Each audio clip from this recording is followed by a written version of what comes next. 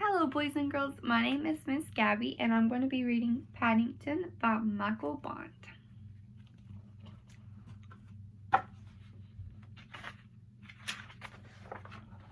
Mr. and Mrs. Brown first met Paddington on a railway platform. In fact, that was how he became to have such an unusual name for a bear. Because Paddington was the name of the station, the Browns were waiting to meet their daughter, Judy, when Mr. Brown noticed something small and furry near the left luggage office. "It looks like a bear," he said. "A bear?" repeated Mrs. Brown. "In Paddington Station? Don't be silly, Henry. There can't be." But Mr. Brown was right. It was sitting on an old leather suitcase marked "Wanted on Voyage," and as they drew near, it stood up and politely raised its hat. "Good afternoon," it said. "May I help you?" "It's very kind of you," said Mr. Brown, "but as a matter of fact, we were wondering if we could help you." "You're a very small bear," said Mrs. Brown. "Where are you from?" The bear looked around carefully before replying. "Darkest Peru. I'm not really supposed to be here at all. I'm a stowaway." "You don't mean to say that you've come all the way from South America on your own," exclaimed Mrs. Brown. "Whatever did you do for food?" Unlocking the suitcase, the bear took out an almost empty glass jar. "I ate marmalade," it said. "Bears like marmalade." Mrs. Brown looked at the label around the bear's neck. It said, quite simply, "Please look after this bear. Thank you." "Oh, Henry," she cried. "We can't leave him here all by himself. There's no knowing what might happen to him. Can't he come home and stay with us?" "Stay with us?" repeated Mr. Brown nervously. He looked down at the bear. Would you like that?" he asked. "That is," he added hastily, "if you have nothing else planned." "Oh, yes," replied the bear. "I would like that very much. I've nowhere to go and everyone seems in such a hurry." "That settles it," said Mrs. Brown. "Now you must be thirsty after your journey. Mr. Brown can get you some tea while I'll go and meet our daughter Judy." "But Mary," said Mr. Brown, "we don't even know its name." Mrs. Brown thought for a moment. "I know," she said. "We'll call him Paddington, after the station." "Paddington," the bear tested it several times to make sure. "It sounds very important." Mr. Brown tried it out next. "Follow me, Paddington," he said. "I'll take you to the snack bar." Mr. Brown was as good as his word. Paddington never had seen so many snacks on one tray, and he didn't know which to try first. He was so hungry and thirsty that he climbed onto the table to get a better look. Mr. Brown turned away, pretending he had had tea with a bear at Paddington Station every day of his life.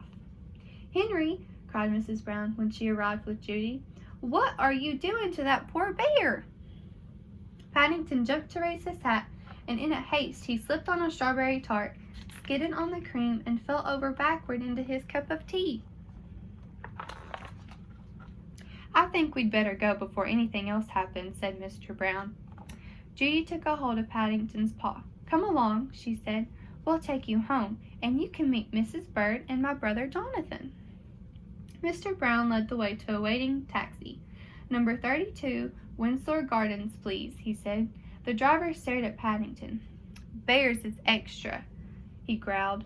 "Sticky bears is twice as much. And make sure none of it comes off in my interior. It was clean when I set out this morning."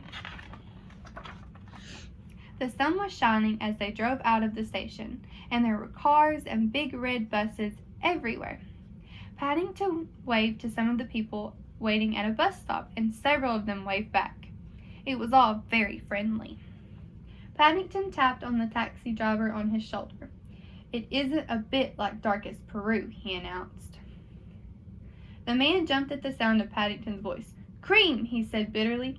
"Cream and jam all over my coat." He slid the little window behind him shut. "Oh dear, Henry," murmured Mrs. Brown.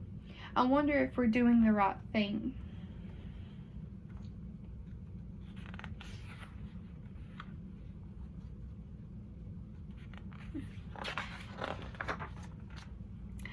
Fortunately, before anyone had time to answer, they arrived at Windsor Gardens, and Judy helped Paddington onto the pavement. "Now you're going to meet Mrs. Bird," she said. "She looks after us.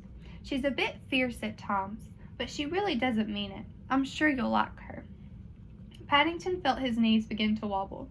"I'm sure I shall, if you say so," he replied. "The thing is, will she like me?" "Goodness gracious!" exclaimed Mrs. Bird. "What have you got there?" "It's not a what," said Judy. "It's a bear called Paddington, and he's coming to stay with us." "A bear," said Mrs. Bird, as Paddington raised his hat. "Well, he has good manners, I'll say that for him." "I'm afraid I stepped on a jam tart by mistake," said Paddington. "I can see that," said Mrs. Bird. "You better have a bath before you're very much older. Judy can turn it on for you. I'll dare say you'll be wanting some marmalade, too." "I think she likes you," whispered Judy. Paddington had never been in a bathroom before. While the water was running, he made himself at home. First of all, he tried writing his new name on the stem of the mirror. Then he used Mr. Brown's shaving cream to draw a map of Peru on the floor. It wasn't until a drip landed on his head that he remembered what he was supposed to be doing. He soon discovered that getting in a bath is one thing, but it's quite another matter getting out again, especially when it's full of soapy water. Paddington tried calling out, "Help!" at first in a quiet voice, so as not to disturb anyone, then very loudly, "Help! Help!" Then when that didn't work, he began bailing the water out with his hat, but that hat had several holes in it, and his map of Peru turned into a sea of foam. Suddenly, Jonathan and Judy burst into the bathroom and lifted a dripping Paddington onto the floor. "Thank goodness you're all right," cried Judy. "We heard you calling out." "Fancy making such messes," said Jonathan admiringly. "You should have pulled the plug." "Oh," said Paddington, "I never thought of that."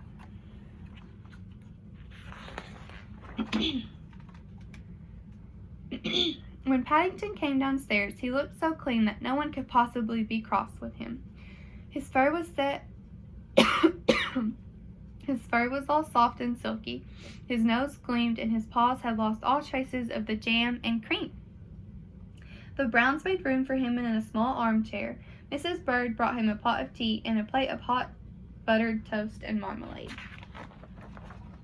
"Now," said Mrs. Bear, "you must tell us about yourself. I'm sure you have lots of adventures." "I have," said Paddington earnestly. "Things are always happening to me. I'm that sort of bear." He settled back into the armchair. "I was brought up by my Aunt Lucy in darkest Peru," he began, "but she had to go into a home for retired bears in Lima." He closed his eyes thoughtfully, and a hush fell over the room as everyone waited expectantly. After a while, when nothing happened, they began to get restless. Mr. Brown tried coughing. Then he reached across and poked Paddington. "Well, I never," he said. "I do believe he's fast asleep." "And that's after all that's happened to him," said Mrs. Brown. "Is it any wonder?" Thank you, guys. Bye.